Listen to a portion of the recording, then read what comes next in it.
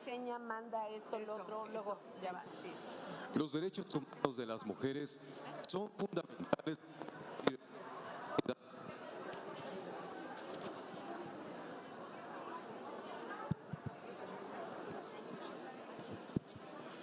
Los derechos humanos de las mujeres son fundamentales para construir una sociedad equitativa.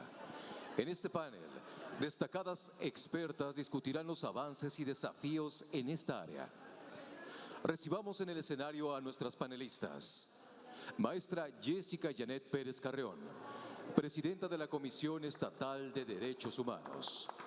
Maestra Hilda Telles Lino, Mexico Country Chair of Prison Reforms and Reintegration G100. Angélica de la Peña, ex senadora y presidenta de 50+1 Aguascalientes. Y como moderadora, Blanca Estela Pérez, comisionada de Equidad e Inclusión del Consejo Coordinador Empresarial. Démosles una cálida bienvenida con un fuerte aplauso.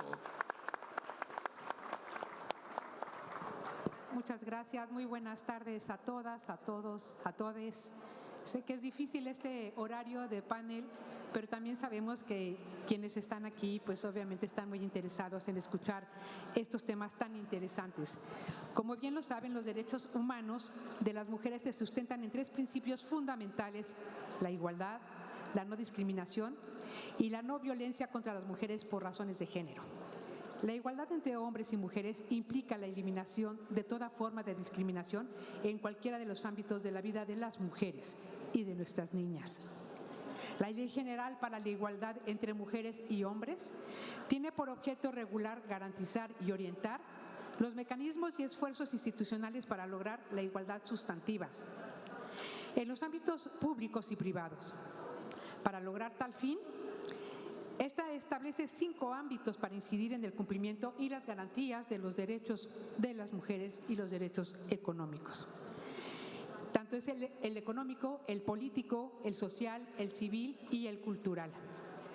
En este contexto, en este panel del derecho de las mujeres, queremos conocer las opiniones y experiencias de valientes mujeres que deciden aportar su experiencia, convicción, pasión en temas que apuntan a la convivencia social más armónica. Y es para mí un honor tener aquí a las grandes especialistas que nos platicarán del tema. Ya han sido presentadas previamente, pero de verdad, no es nada fácil tener a tantas mujeres luchando por los derechos humanos de nosotras mismas. El que estén aquí, creo que vamos a llevarles grandes aportaciones para nuestra vida cotidiana, nuestra vida en la empresa, nuestra vida en nuestros negocios, en la política y obviamente en la convivencia del día con día. Así que nuevamente les doy la más cordial de las bienvenidas a la maestra Jessica Janet Pérez. Muchas gracias, Jessica. A la maestra Hilda Telles Lino, de verdad es un honor. Y por supuesto, Angélica de la Peña, que siempre ha sido una fiel colaboradora y preocupada por los derechos humanos. Si bien, y sin más preámbulos, si me permiten, empezaremos con Hilda. ¿Nos puedes decir, Hilda, cuáles han sido los principales aportes de la perspectiva de género para los derechos humanos de las mujeres? Claro que sí, pues bueno, muy buenas tardes a todas y a todos. Estoy muy feliz de estar aquí y bueno, sobre todo platicar de un tema que es fundamental incluso para tratar en este foro que son los derechos humanos de las mujeres. La perspectiva de género creo que es un camino que todavía estamos transitando. Ha habido evidentemente grandes aportes y para mí lo fundamental respecto del el tratamiento, del enfoque de género en todo el ámbito, por ejemplo en el ámbito público, en el ámbito de la defensa de los derechos humanos, tiene mucho que ver con poder hacer esta diferenciación de las distintas interseccionalidades que nos atraviesan a las mujeres. Como ya hemos platicado un poco, bueno, ya han expuesto las panelistas anteriormente, pues no es lo mismo una mujer, por ejemplo, que esté en un entorno urbano, que está en una situación de mayor privilegio, que que una mujer, por ejemplo, que esté en un entorno rural o indígena. No es lo mismo si a esa mujer además añadimos una condición de ser una mujer migrante, de ser una mujer adulta mayor, de ser una mujer en condición de embarazo, de ser una mujer que pertenezca a la diversidad sexual, en fin. Creo que el aporte más importante es poder generar y distinguir estas diferencias que tenemos las mujeres, que nos atraviesan a las mujeres, poderlas visibilizar y de esta manera que desde los distintos espacios se puedan abordar para que con una razón fundamental, poder revertir la brecha de desigualdad de género. Para mí creo que ese es uno de los principales aportes que se tiene en este enfoque al aplicar. Y me gustaría agregar que donde me parece que todavía hay una gran deuda sobre esta incorporación tiene que ver con el acceso a la justicia de las mujeres. Yo particularmente trabajo con mujeres que están en condiciones de prisión y nos ha tocado ver, por ejemplo, en una recién visita al estado de Oaxaca, que las últimas 10 sentencias que se han dictado para mujeres, claro, por delitos de alto impacto, pero si revisáramos esas mismas sentencias para varones, a las mujeres les asignan 150 años, 200 años, 300 años de prisión. Entonces, ¿qué nos faltaría ahí en esa parte? Entender el contexto en el que las mujeres, por ejemplo, están involucradas en una conducta delictiva. Entonces, creo que para esa parte, el contexto, las condiciones bajo las cuales las mujeres vivimos pues múltiples cosas, pero insisto particularmente en el trabajo que hacemos desde la visitaduría, es ver qué está pasando con las mujeres y por qué condiciones también se encuentran en esta situación de prisión. Gracias. Gracias, querida Hilda, qué interesante de verdad, además tener la visión y tener a alguien que tenga el ojo exactamente en estos puntos tan esenciales y que podamos tener quien defienda los derechos de las mujeres dentro de las prisiones. En este contexto, aparte de pues obviamente saber exactamente por qué tenemos que saber cómo debemos de juzgar y tal vez por qué tenemos que saber juzgar por el género.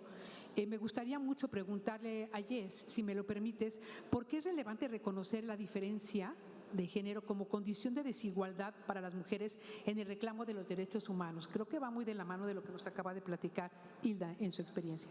Sí, claro que sí, y bueno, es importante y necesario porque justamente si no partimos del reconocimiento de qué es lo que nos genera las desigualdades, pues entonces vamos a mantener el status quo de desigualdad. Entonces es importantísimo que nos reconozcamos, que reconozcamos las diferencias y las desigualdades que a lo largo del tiempo hemos tenido y los obstáculos que en atención a ello y a las brechas que se han generado al no tener las mismas oportunidades de acceso a muchos derechos, de acceso a, por ejemplo, estar en puestos de toma de decisiones, tanto en lo público como en lo privado, pues eso nos ha generado una brecha importante, ¿no? A mí me gusta mucho poner el ejemplo de que es como si en un momento nosotros y nosotras dijéramos, vamos a hacer una carrera, ¿verdad? Y nos ponemos todas las personas en una línea de salida, entonces alguien nos dice en sus marcas, listas, listos, fuera, ¿no? Pero nos dice, ay, pero ¿qué crees? Tú todavía no, porque eres mujer y legalmente todavía no te tenemos reconocidos todos los derechos, porque si nos remitimos a la historia, ¿verdad? ¿Hace cuánto podemos votar y además ser candidatas a puestos de elección popular, por ejemplo? Y en atención a ello también, ¿hace cuánto las mujeres hemos podido ser tomadas en cuenta? Y ya lo hemos visto en todas las ponencias que hemos visto acá, nosotras mismas, ¿desde hace cuánto nos hemos considerado capaces de estar en puestos de toma de decisiones, tanto en lo público como en lo privado, ¿no? Y entonces, eso era algo por ley, ¿no? Porque las leyes, ¿quiénes las hacían? Pues quienes tenían acceso, ¿no?, a la vida pública del país. Y entonces nos ponen un ganchito y dicen, pero espérate, tú todavía no porque eres mujer. Y luego, bueno, vienen leyes y tratados internacionales y firmamos y entonces no, pues que sí tenemos los mismos derechos. suéltenlas. Y lo que creen, vienen las interseccionalidades, ¿no? Ah, pero ¿sabes qué? Ok, sí, pero tienes una diversidad funcional. Híjoles, este ganchito no sé si todavía te lo suelto, no sé si, espérame poquito, eres de pueblo originario, híjole. Y entonces, ¿no?, se va haciendo una brecha. Primero solo de género, ¿no? Bueno, tenemos muchas, pero en este ejemplo, primero el género y luego las interseccionalidades que se generan porque las mujeres somos diversas, como somos la humanidad diversa, ¿no? Y entonces, si no visibilizamos primero esta brecha y luego qué es lo que ha ocasionado estas brechas y cuáles son esos obstáculos que vamos teniendo para ir acortando esa brecha, pues entonces siempre vamos a estar en la misma línea y siempre va a existir la misma distancia entre brecha. Entonces es importantísimo que justamente reconozcamos estas diferencias y qué es lo que nos ha generado esta brecha de desigualdad, ¿no? Para ver cómo hacemos para irla cortando. Que el hecho de que ya las mujeres cada vez más estemos en puestos de tomas de decisiones ha abonado muchísimo y seguirá abonando, porque este es un camino que estamos andando, ya lo dijo Hilda, para seguir acortando esta brecha, ¿no? Y porque además, también, y acá lo hemos visto, las personas, cada interseccionalidad o cada situación que vivimos las personas, quienes podemos mejor saber lo que necesitamos para quitar este obstáculo que tengo aquí enfrente, para poder acceder a un derecho, pues somos nosotras mismas, ¿no? Entonces, si se plantea resolver temas de mujeres sin mujeres, pues vamos a llegar. Yo creo que si hiciéramos aquí una mesa para resolver un tema de mujeres, donde no haya mujeres y donde sí haya mujeres, vamos a llegar a puntos diferentes, necesariamente. Entonces es importantísimo, sí, justamente reconocerlo para ir acortando estas brechas, ir identificando cuáles son los obstáculos, irlos eliminando, porque además, y no me dejarán mentir, y ya no voy a abusar más de mi parte en este tiempo, una vez que identificamos un obstáculo y decimos, ay, era esto, era este artículo de la ley, por ejemplo, vamos a quitarlo. Y luego nos encontramos que hay otro, o hay otro obstáculo, o alguna barrera en la sociedad, o alguna barrera para la operación. Y así es como vamos caminando y tenemos que seguir, ¿no?, en esto, ¿no? Pues sí, parte de la experiencia de ir brincando estas brechas y obstáculos día con día. Y bueno, qué mejor que una gran experta en derechos humanos, querida Angélica de la Peña. ¿Nos puedes decir, por favor, cuál consideras que es la causa que origina esta violencia contra las mujeres? ¿Existe? Bueno, muchas gracias. Bueno, yo soy militante, una militante por los derechos humanos. Me queda muchísimo trecho para convertirme en una experta. En primer lugar, todos los días se aprende algo, pero a ver, el origen de la violencia. Bueno, yo creo que en primer lugar tenemos que recordar en este espacio, estaba pensando ahorita al escuchar a Jess y a Hilda, en 1995, cuando se realiza la conferencia en Beijing, hubo una consigna que fue la que permeó toda la conferencia, todas las discusiones, y que decía: todos los derechos de las mujeres son derechos humanos. Parece que 1995, 2 años antes, se denominaba finalmente, se identificaba a las mujeres en la conferencia de derechos humanos realizada en Viena, que las mujeres somos humanas, por ejemplo, ¿no? Es decir, antes de esas fechas, las mujeres no existíamos, no éramos visibilizadas, el lenguaje masculino era lo que permeaba. Y cuando se comienza a poner en la discusión que todos los derechos de las mujeres son derechos humanos, bueno, empiezas a enumerar cuáles son esos derechos. ¿Cuáles son esos derechos que te garantizan ejercer todos tus derechos como derechos humanos? Y en ese pues el mundo cambia, México cambia y por supuesto todos los estados que integran nuestra república cambian, porque cambia el marco jurídico fundamental, ¿sí? ¿Cuánto tiempo nos llevó en México finalmente concretar en la Constitución, incluir derechos humanos? Muchos trienios, muchos. Bueno, Amalia, que ha sido diputada y lo fue antes que yo, y senadora antes que yo, ¿cuántas veces llegó esas iniciativas para incorporar? O Carolina Vijano, que también estuvo muy cerca en su legislatura en la definición finalmente de 11 artículos que fueron reformados para incluir los derechos humanos, que fue 2011.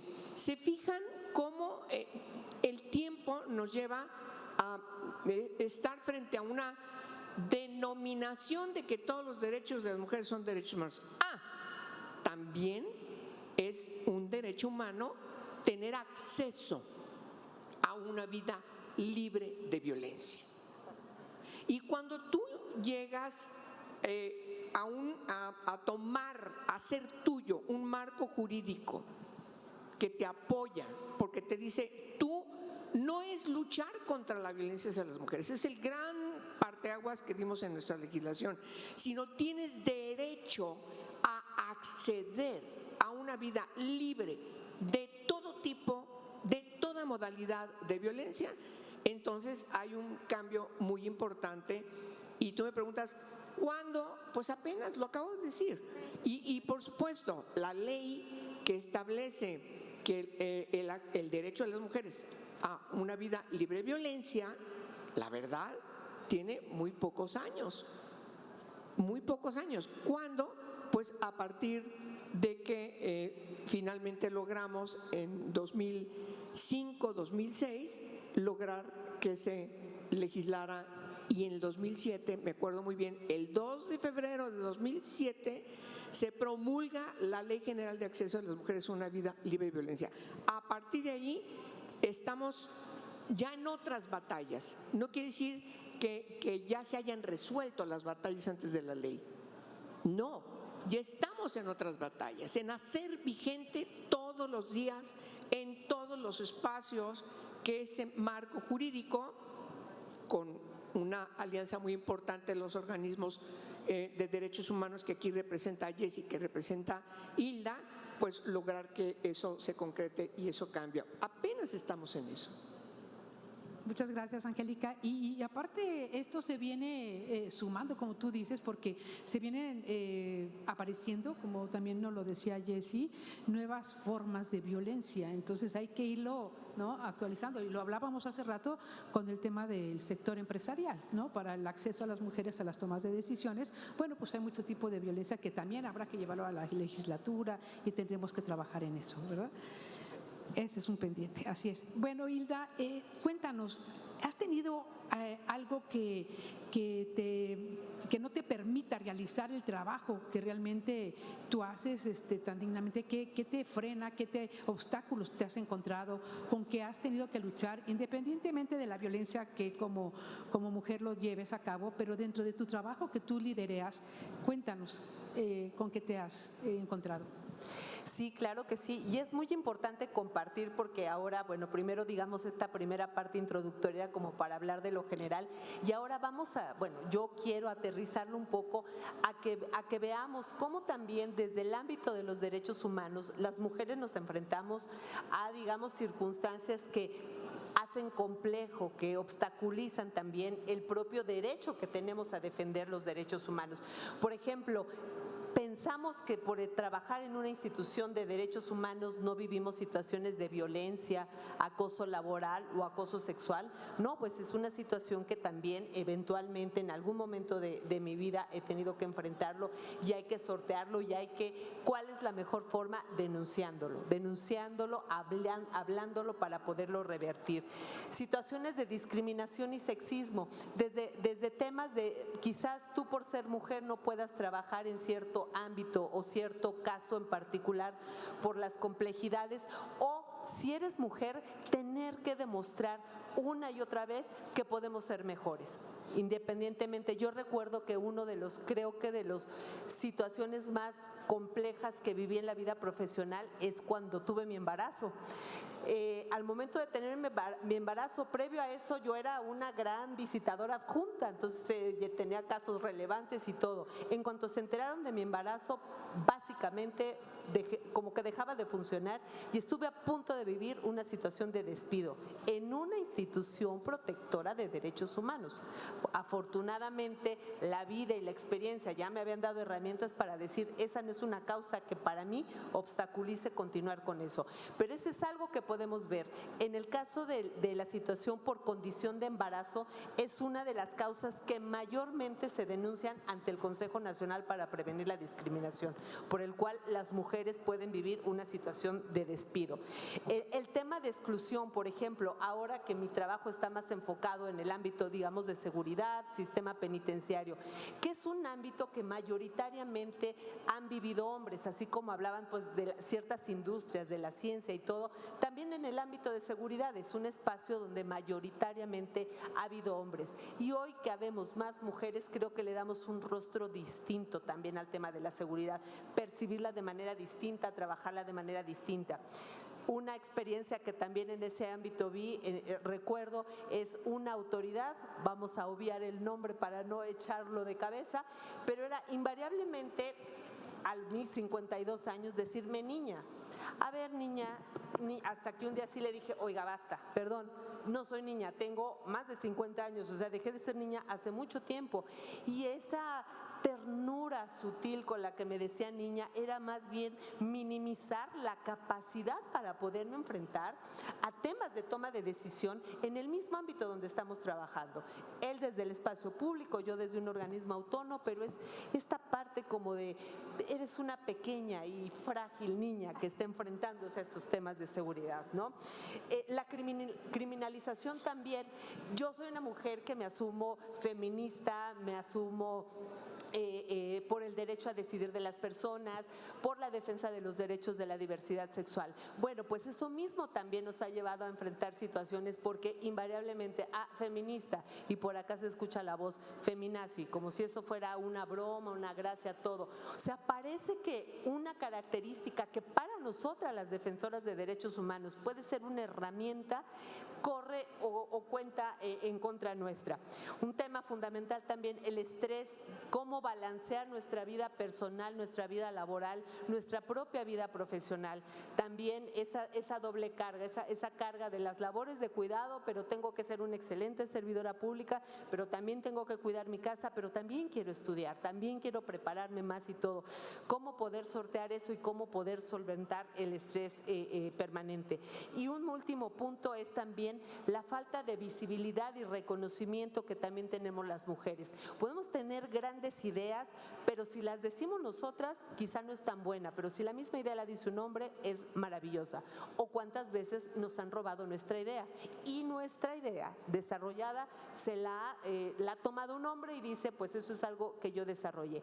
Por eso plataformas como este espacio son fundamentales porque nos ayudan a decir quién somos, lo que hacemos y a visibilizar todas nuestras condiciones positivas para aportar para esta vida. Gracias. Muchas gracias, Hilda.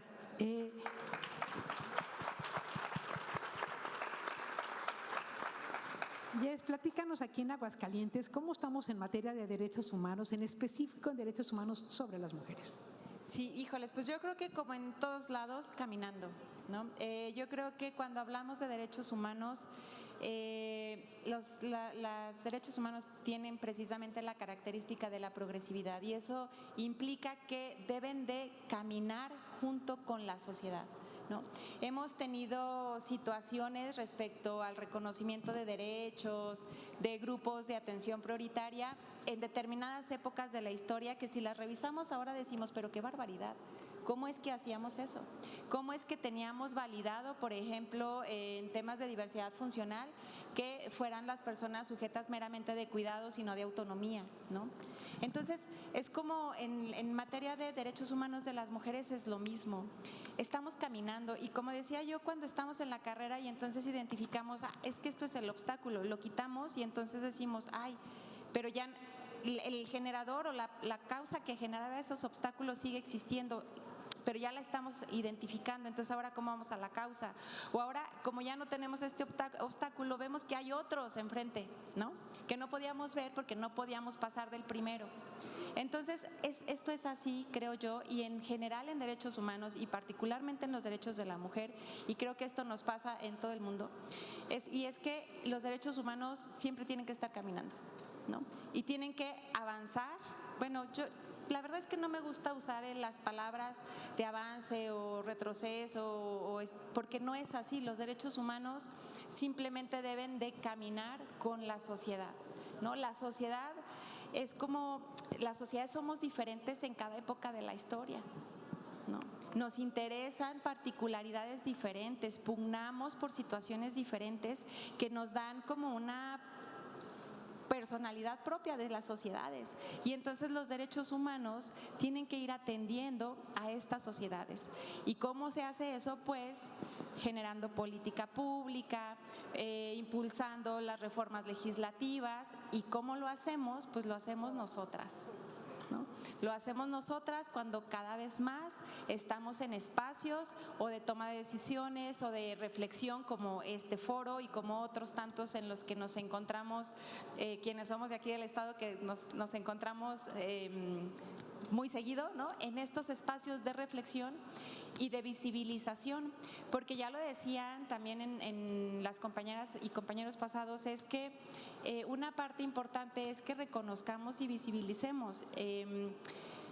Nosotras mismas como mujeres podemos generar cambios y podemos no darnos cuenta de obstáculos que tal vez nosotras mismas estamos poniéndonos o poniendo a otras personas. Entonces es un trabajo constante, ¿no? Es un trabajo constante que tenemos que hacer todas las personas, y que al ámbito público la sociedad es a quien le empujamos y debemos de seguirle empujando para que las cosas sigan caminando, ¿no? Y los derechos humanos puedan tener esta progresividad, que es una de sus características, y entonces vayan acompañando las necesidades de la sociedad en la que nos está tocando vivir, ¿no? En la actualidad. Bueno, hablando de esta sociedad que nos está tocando vivir, que es una sociedad donde hay mucha violencia también, cuéntanos, Angélica, ¿se puede democratizar de alguna manera los derechos de las mujeres? Te hago la pregunta concreta: ¿se puede hablar de democracia en sociedades que fomentan violencia contra las mujeres y las niñas? Bueno, sí, yo creo que debemos quitarnos el romanticismo de que por solo el hecho de ser personas, seres humanos, somos perfectos o imperfectas. Yo creo que la construcción de la humanidad es una tarea de todos los días, de todas las sociedades, para lograr que las sociedades sean mejor, nos tratemos mejor, se entienda de que nadie puede ser discriminada, ninguna mujer puede ser discriminado, pero me voy a centrar en las mujeres en este foro.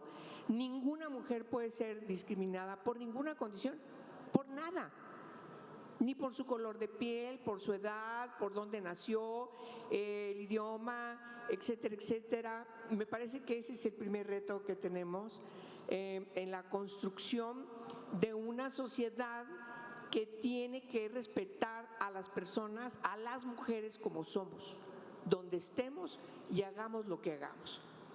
Me viene a la cabeza una cuestión muy importante, que necesitamos trabajar en esa construcción de una democracia, que no se debería entender una real democracia si no hay una construcción de la ciudadanía, que se habla muy poco, pero también construir el derecho de cada mujer a ser una individua.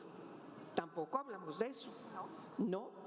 Y cuando tú no le das a cada persona, a cada una de las mujeres que están aquí, se le reconoce su propia personalidad, su propio estatus de mujer, con sus propias características, con su propia vida, entonces no estamos avanzando también en esa, digamos, conglomerado de cuando tomas decisiones y entonces vas hacia una democracia en lo concreto. Y esa individualidad quiere decir que cada persona tiene que decir, plasmar o votar o decidir sobre su propio pensamiento, que es lo que mejor le conviene, por supuesto, a ella. Aquí se hablaba en la mañana de la necesidad de que nos queramos cada una de nosotras. Varias ponentes lo hablaron, dijeron: hay que querernos, hay que apreciarnos, hay que valorarnos. Bueno, ese aprecio por nosotras pasa inevitablemente por reconocernos como individuos en nuestra propia personalidad. Pero cada una es importante en las decisiones colectivas que se tienen que tomar, y esa es la democracia. No sé si me explico. Hay una simbiosis, es una cuestión dialéctica. Yo, en mi persona, en mi individualidad y en un ente social, formando parte de esa sociedad, decidiendo por todos los demás. Ese me parece que es el reto que tenemos, y cuando se enfoca desde el enfoque de los derechos humanos, pues obviamente las sociedades, y lo tengo que decir con toda puntualidad, progresan, avanzan, construyen. Cuando se pierde eso, pues tenemos el desastre en las sociedades, como podemos aquí en México poner varios ejemplos de sociedades destruidas que necesitamos reconstruir, particularmente, en primer lugar, garantizando esa individualidad. Y pongo un ejemplo, y con eso termino. ¿Tiene derecho una mujer o una niña a caminar libremente por una calle a cualquier hora del día? ¿Tiene derecho? ¿Lo puede hacer? ¿No lo puede hacer? Entonces ahí tenemos una falla que impacta necesariamente el tema de esta mesa: los derechos humanos, sus derechos humanos. La violencia. Sí, bueno, tienes toda la razón. Además, trabajar las sociedades en conjunto y que todos lo hagamos, esto va a ser realmente el cambio, empezando desde reconocer la individualidad de cada persona, pues por supuesto que vamos a poder dar el cambio. Tocabas algo muy interesante, el tema de la diversidad. Cuéntame, ¿cuál es el impacto que tienen las políticas públicas en temas de derechos humanos, defendiendo obviamente a la diversidad? Pues es fundamental, sobre todo si hablamos de estos enfoques en el ámbito de la administración pública. Y ahí en el ámbito de la administración pública se sumaría esta frase, muy bien, le vendría a pie, de el buen juez por su casa empieza. Si verdaderamente queremos hacer políticas públicas que las autoridades del Estado puedan gobernar para todas y todos, sin duda alguna tiene que basarse en un eje central fundamental que esté relacionado con los derechos humanos, el reconocimiento de la diversidad. Y la diversidad, hablamos de todas las diversidades, porque lo único que nos hace iguales es que todas las personas somos diferentes. Aquí habemos muchas mujeres, pero seguramente todas pensamos distinto, vivimos distinto, tenemos cuerpos distintos, colores distintos, nacimos en distintos lugares. Entonces nos une el ser mujeres, pero nos hace, ¿qué nos da un valor o qué nos da una riqueza? Pues la diversidad de pensamiento que podamos tener, y que eso justamente también se incluya dentro de las acciones de la política pública. Entonces, ¿para qué suman estas características? Para hacer verdaderamente un espacio que sea para todas las personas, porque además en esta diversidad nos enriquecemos. Imaginemos qué aburrido sería que todas viniéramos hoy de color morado y todas viniéramos peinadas igual y todas tuviéramos el cabello de la misma manera, y todas seríamos entonces una especie como de robots ambulantes que no tendríamos esa capacidad de decir: hey, yo soy diferente. ¿Qué es lo rico del día de hoy? Que somos todas diferentes, y que eso rico, pensemos que todas esas mismas diferencias se apliquen en la administración pública y que se tengan que reconocer, que además en ese reconocimiento que también esas diferencias en muchas ocasiones, como lo mencioné en mi intervención pasada, hacen u originan brechas de desigualdad ilegales, injustificadas, inmerecidas, y que esas tienen que ser reconocidas justamente para poderlas revertir, para poder caminar a ser más iguales todas y todos y todes, respetando nuestras diferencias, pero iguales en el reconocimiento de nuestros derechos. Qué bonito. Bueno, efectivamente, ¿no? Este es un jardín de flores, cada una con su propia personalidad, su propio aroma, sus propias esencias y sus propias necesidades. Unas necesitan más agua que otras, pero finalmente todas estamos aquí engalanando este gran foro. Les voy a hacer una pregunta para las tres, que me la puedan responder, porque si bien los derechos humanos tienen muy poco tiempo, el que las mujeres decidan tomar esta batuta para defender los derechos de nosotras las mujeres, pues es muy importante. Pero hay algo dentro de ustedes que las movió, algo que les dijo, yo quiero estar ahí.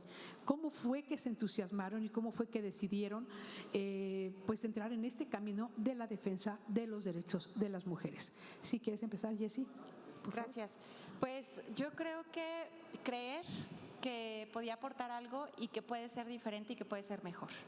Porque yo, como bien decían, no, yo veía que había reglas diferentes entre mi hermano y yo, y entonces teníamos horas diferentes de llegada, teníamos reglas cuando éramos niños, pero luego entendí que eran por seguridad, que no era maldad, ¿no? Que yo tenía riesgos diferentes en la calle, diferentes a los de mi hermano. Entonces dije, ok, no es como, o sea, digo, cuando uno está más pequeño sí dice, pero ¿por qué yo? ¿Por qué eres niña? Yo, ¿y qué? ¿No? Pero luego fui creciendo y dije, ok, es un tema de seguridad. Hay riesgos que yo corro si salgo en diferentes horas o en diferentes maneras. Es decir, las reglas que yo identificaba diferentes en mí por ser mujer, identifiqué que eran para cuidarme de un entorno entonces que era violento por mi género, ¿no? Y entonces yo crecí también con este tema de los estereotipos y los prejuicios, y entonces cuando llega la hora de elegir, por ejemplo, una profesión, era de, a ver, pero es que tú eres mujer, ¿qué vas a querer estudiar? Y yo, pues, ¿cómo que tendría que ligarlo a porque soy mujer? Que porque si luego estudio otra cosa, pues entonces luego los hombres no me van a contar. Y entonces todo así empezó como, ¿qué está pasando? Pero entonces yo empecé a identificar esto, ¿no? Es que hay estereotipos y prejuicios, la sociedad espera algo solamente por el género de las mujeres, ¿no? Y no necesariamente lo deseamos las mujeres. Si lo deseamos y lo podemos, creo que el punto está en que lo podamos elegir, ¿no? Y que sea lo que sea que elijamos, sea la profesión, sean los cuidados, sea todo junto, como quiera que sea porque nosotras lo hayamos elegido. Creo que eso es lo valioso y es lo que a mí me mueve mucho, el que podamos, las mujeres, que todas en algún momento podamos decidir qué hacer con nuestras vidas. Muchas gracias. Angélica, nos queda muy poco tiempo, pero es tan valiosa tu participación en esto, porque además en los tiempos que tú empezaste, pues que yo creo que ni siquiera se visualizaba poder luchar por los derechos humanos de las mujeres. Entonces, ¿qué fue lo que te movió para estar aquí, para estar levantando la voz por los derechos humanos de las mujeres? Bueno, yo creo que yo fui una niña rebelde, muy rebelde. Era un poco discreta, pero era muy rebelde porque me cuestionaba cosas. Yo creo que todas las niñas nos empezamos a cuestionar, ¿no? ¿Por qué no te puedes subir a un árbol? Pues no te subes a un árbol porque se te ven los calzones. Pues me pongo pantalón. No, pero de todas maneras eres niña. Quiero jugar béisbol. No puedes porque el equipo solamente son niños. Te empiezas a cuestionar, ¿no? Y por supuesto, poco a poco vas adquiriendo conciencia de por qué tu situación es distinta respecto a los otros niños en particular. Pues porque hay una discriminación, lo aprendes, ancestral, desde que somos humanidad, que hace que las mujeres suframos discriminación por ser mujeres, porque hemos estado circunscritas siempre al ámbito doméstico. Siempre. Ustedes se imaginan en la época de las cavernas, como dice aquí la compañera, ¿desde cuándo se empieza a embarazar una mujer? Desde su primera menstruación. ¿Cuándo? ¿10, 12, 11, 13, 15 años? Y ahí le sigue. Es embarazada, lactando, cuidando, embarazada. Es decir, eso que deja circunscrita al cuidado de tu familia, adentro del espacio doméstico. ¿Y los hombres dónde? Afuera,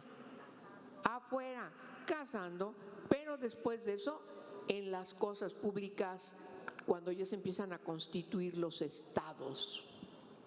En cualquier época que ustedes quieran revisar de la historia de la humanidad, en cualquier lugar del planeta que ustedes quieran poner ahí un alfiler para tomar como ejemplo, en todos el proceso de la humanidad fue constituir estados, con sus características, cada una de esas sociedades, pero en todas, y todas, en cualquier continente y en cualquier época que ustedes revisen, en la historia de la humanidad, tienen las mismas características. Las mujeres, allá, en el espacio privado y doméstico. Los hombres en la cosa pública, en el honor hacia afuera. Eso, claro que crea estereotipos sexistas, como se denominan, y se han perpetuado generación tras generación tras generación en cualquier lugar del mundo. Claro, nos comparamos México con Afganistán, pues las mujeres en Afganistán están mucho más atrás en el feudalismo respecto de cómo nos encontramos mujeres en otras partes del continente, pero están batallando, están luchando, están trabajando y están siendo amenazadas y están siendo violentadas y están siendo asesinadas o constreñidas, domesticadas, controladas, oprimidas. Entonces me parece que toda esa reflexión a mí me llevó a decir, esto no está bien. Yo entro a ser feminista a partir de mi primera lucha y así moriré, luchando por los derechos de las niñas y de los niños. Cuando quise ser diputada la primera ocasión, y aquí hay constancias, en 1996, una entrevista que me hicieron un mes antes de llegar a la Cámara de Diputados, dije, yo quiero llegar a la Cámara de Diputados para cambiar la Constitución y se defina a las niñas en la Constitución. Porque si el menor, en esa época, el menor, no, no el niño, las niñas y los niños, porque lo que no se nombra no existe. Y de allí entré al feminismo, pero entré para poderme explicar, si no, no lo podría explicar. Entonces me parece que esa es la parte en la que me identifico y así moriré. Y bueno, hay mucho por hacer todavía y pues gracias por estar aquí escuchándonos a esta hora, en estos momentos, a cada una de ustedes. Y en esta lucha estaremos todas contigo, por supuesto. Bueno, se nos acabó el tiempo, pero no quisiera dejar de preguntarle rapidísimo, Hilda, porque defender los derechos de las mujeres desde una penitenciaría, pues es algo muy difícil. ¿Cómo decides meterte en esto? Porque todas quisiéramos y sabemos que hay muchas mujeres inocentes que han sido mal juzgadas y sin embargo hay alguien que se preocupa por defender los derechos de las mujeres dentro de este espacio. Bueno, yo creo que finalmente es una vocación de vida, o sea, creo que es algo que desarrollamos, hoy lo platicaba con dos de mis compañeras que veníamos acá, trabajar en ese ámbito es una vocación de vida porque es justamente, muchas veces las mujeres en prisión son las olvidadas de las olvidadas, ¿no? Entonces es donde mayormente las desigualdades se miran, y miren, por ejemplo, ahora que mi querida Angélica había mencionado el tema de la menstruación, algo que nos ayudó a visibilizar muchísimo es ver qué pasaba con las mujeres y la gestión menstrual en las cárceles. Pues no había nada, o sea, no les quiero contar cómo lo vivían las mujeres en las cárceles. Usaban papel periódico, pedazos de colchón como tampón, calcetines, cosas así. Nos empezamos a investigar y ¿qué creen? Nunca en la historia de una comisión de derechos humanos, nunca se había hablado de gestión menstrual. Y cuando nos vamos atrás en nuestra historia también decimos, caray, ¿y yo cómo la viví? Pues también la viví con vergüenza. A mi edad con mi mamá todavía era acompañarla a la farmacia y envolvían la toalla, o sea, mi mamá ni decía quiero una toalla, decía así como la seña y la envolvían en periódico y en una bolsa negra y lo vivimos con vergüenza. Esas cosas son las que a mí cada vez me convencen más de que esta para mí es una vocación de vida y la hago con todo mi amor. Gracias. Claro.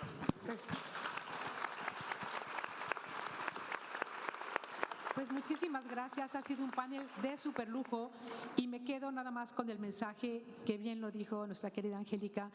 Hay que legislar, hay que caminar, hay que trabajar con una perspectiva de género y además trabajar mucho con ese lenguaje inclusivo 100% para poder lograr tener pues obviamente una paridad y respetar los derechos humanos de nuestras mujeres y de nuestras niñas en México. Muchas gracias a todas.